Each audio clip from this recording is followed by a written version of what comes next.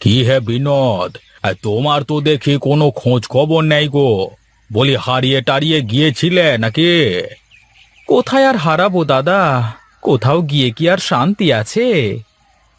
কেন কেন, তোর শান্তি আবার কে কেড়ে নিল? হ্যাঁ, কি আর বলবো দাদা, করি তো মাছের ব্যবসা, কিন্তু বউ তো আমাকে মনে করে আমি যেন কোনো কোটিপতি ব্যবসায়ী। ওরে, বউয়েরা এমনই হয়। তা এসব কথা তুই আমাকে কেন শোনাচ্ছিস ভাই? দাদা, ওই হয়েছে কি, আমি আপনাকে দেওয়ার জন্য যে টাকাগুলো রেখেছিলাম, বউ সেগুলো নিয়ে গহনা কিনে ফেলেছে। এখন কি করে আপনার টাকাটা দিই বলুন তো? তা কেন হবে? আমার টাকা দিয়ে কেন তোমার বউ গহনা কিনবে? দাদা, টাকার উপর তো আর লেখা থাকে না যে এটা কার টাকা। বউ ঘরে পেয়েছে তাই কিনে ফেলেছে। তাই বলে আমার টাকা দিয়ে গহনা? আমি মানতে পারবো না। আমি আজকের মধ্যেই আমার টাকাটা চাই, যে করি হোক। তা না হলে তোমার সাথে সব ব্যবসা বন্ধ। এ কথা বলবেন না দাদা, আপনি এ কথা বললে যে আমাকে বউটাকে নিয়ে রাস্তায় নামতে হবে। অত কিছু বুঝি নে, আমি এক কথার মানুষ। যা বললাম তাই করোগে গিয়ে।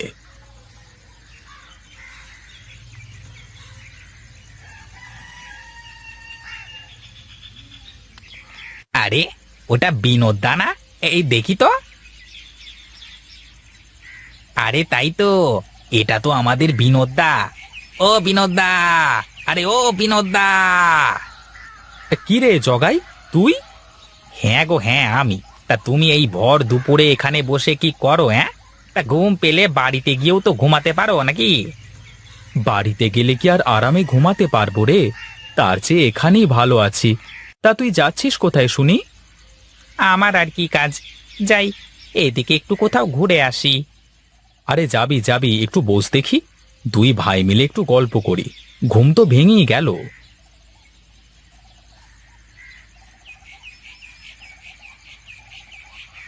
কই গো গিন্নি, কোথায় তুমি? কোথায় যে থাকে সারাদিন কে জানে। এই একটা মেয়ে লোক আমার জীবনটা জ্বালিয়ে দিল। যাই দেখি, ঘরে গিয়ে একটু ঘুম দেওয়ার চেষ্টা করি তাহলে।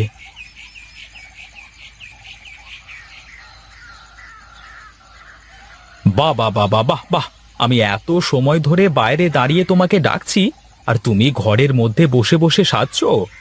কি আর করব, দেখলাম তুমি ডেকে ডেকে যখন না পাবা তখন তো ঘরেই আসবা, তাই চুপচাপ আমার কাজ করছিলাম। দেখো তো আমাকে কেমন লাগছে। খুব সুন্দর, খুব সুন্দর লাগছে গিন্নি তোমাকে। কিন্তু আমাকে বলো তো, এত সাজুগুজু করে তুমি এখন কোথায় যাবে? ওমা, কোথাও গেলেই যে সাজতে হয়, না গেলে যে সাজতে নেই, এ কথা তোমাকে কে বলেছে শুনি?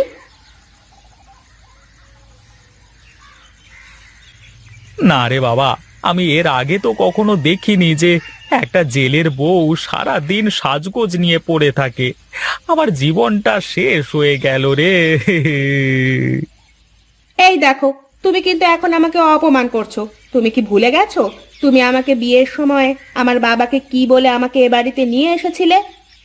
হ্যাঁ হ্যাঁ, আছে, সব মনে আছে।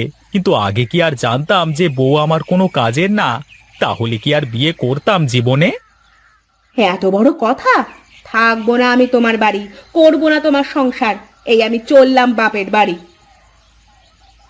আরে ধুর, একটু থেকে একটু হলেই বাপের বাড়ি চলে যাওয়ার কথা কেন বলো? অন্য কথা বলতে পারো না? অন্য কোনো কথা আমার মাথায় আসে না তখন। চলো চলো, মাথা ঠান্ডা করে বসো, তারপর দেখি কি করা যায়।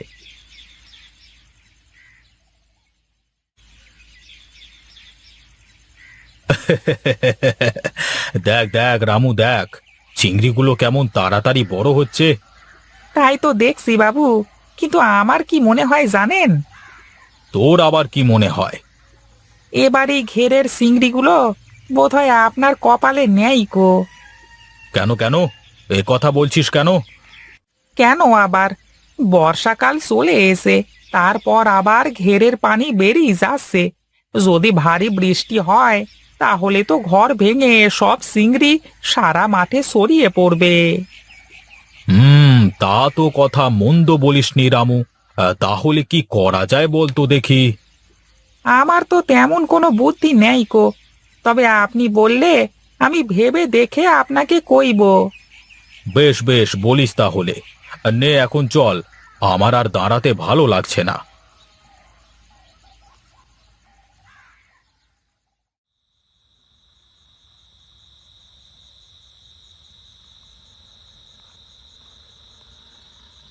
কি গো, তুমি এমন চুপচাপ হয়ে আছো কেন? কোনো কথা বলো না। ভাবছি গো গিন্নি, ভাবছি। তোমার এত ভাবনা কিসে গো, একটু বলবা? কেন, তুমি যে আলমারিতে রাখা ব্যবসার টাকা দিয়ে গহনা কিনেছো, সেই টাকা এখন কোথায় পাবো শুনি? বলি, তোমার বাবা এসে কি দিয়ে যাবে নাকি? কি এত বড় কথা! তুমি আমার মোড়া বাবাকে নিয়ে কথা বললে? সামান্য কটা টাকা নিয়েছি, তার জন্য তুমি আমাকে এমন করে বলতে পারলে? আহা, কেঁদো না তো। এখন আমাকে একটা বুদ্ধি দাও দেখি। কাল তো হারান্দাকে তার মাছের সব টাকা ফেরত দিতে হবে। এখন আমার কাছে কোনো টাকা পয়সা কিছুই নেই। আমার না মাথায় একটা বুদ্ধি আছে। কি বুদ্ধি? বলো তো দেখি, আগে শুনি।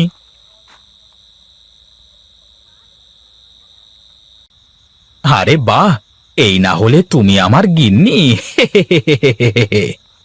তুমি কিন্তু আমার বুদ্ধি শুনে চললে লস করবা না।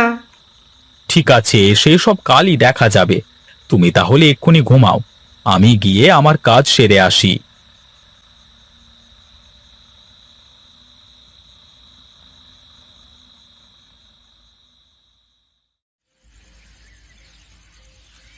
একই রে রামু, একই দেখছি আমি। আমার যে সারে সর্বনাশ হয়ে গেল রে। বাবু, গরিবের কথা বাসি হলেও মিষ্টি লাগে। আমি তো কালই আপনাকে বলেছিলাম। কালই তো বললি, কিন্তু এসব করতে তো সময় লাগে নাকি? এখন দেখ দেখ, হারামজাদা বিনোদ ওর জমিতে কেমন জাল দিয়ে ঘিরেছে। হায় হায় রে, আমার ঘেরের সব চিংড়ি এখন বিনোদের জমিতে। সে কি দাদা, আপনার মুখখানে এমন মলিন হয়ে আছে কেন?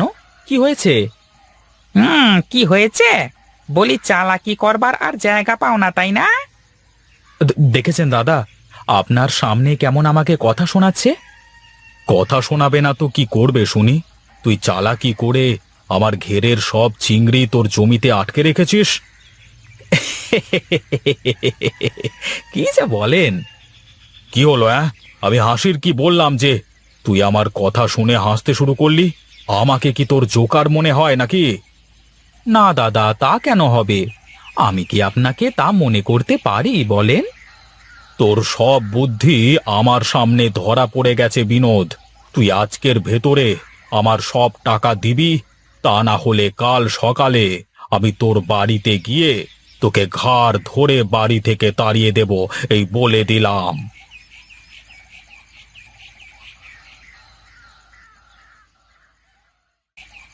কি গো, হারান বাবু কিছু বললো?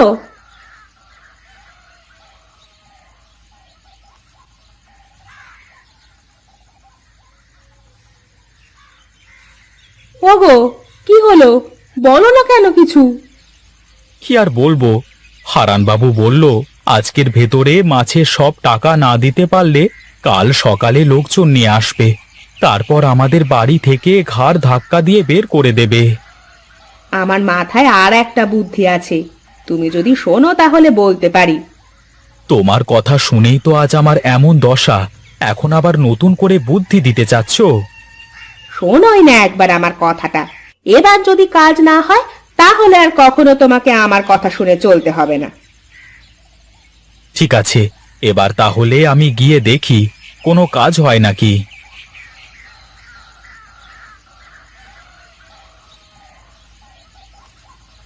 ঠিক আছে, তবে এটাই তোর শেষ কথা। কি বলবি বলে ফেল। আপনি তো আমার পুরো কথা না শুনে চলে আসলেন। আসলে হয়েছে কি, আমি তো আমার জমি ঘিরেছিলাম ওখানে চাষ করবার জন্য, কিন্তু ঘের ভেঙে যে সব পানি আমার জমিতে যাবে তা আমি জানতাম না। এই মোদ্দা কথাটা কি বলতে চাস, খুলে বলতো দেখি। আসলে দাদা, ঘেরের চিংড়ি তো আমার না, ওগুলো আপনারই। তাই যদি আপনি বলতেন, আমি আমার জমি থেকে সব চিংড়ি ধরে বিক্রি করে আপনাকে দিয়ে দিতাম। সত্যি বলছিস তুই? আমার তো বিশ্বাসই হচ্ছে না। দাদা, আমি গরিব হতে পারি কিন্তু লোভী না। তুই সত্যি খুব ভালো ছেলে রে বিনোদ। আমি না বুঝে তোকে বকেছি। এখন থেকে তুই আমার সাথে এক হয়ে ব্যবসা করবি। আর হ্যাঁ, এখন থেকে তোর জমি আমার ঘেরের সাথে জুড়ে বড় করে ঘের বানাবো। ঠিক আছে দাদা, এত বড় ঘেরে যদি আমরা চিংড়ি চাষ করতে পারি তাহলে তো লাভ আর লাভ শুধু। কিন্তু তার আগে এবারের মতো যাতে ঘের না ভেঙে যায় তার ব্যবস্থা করতে হবে। আপনি কিছুই চিন্তা করবেন না দাদা, আমি সব ব্যবস্থা করে ফেলবো। এখন তাহলে আমি যাই।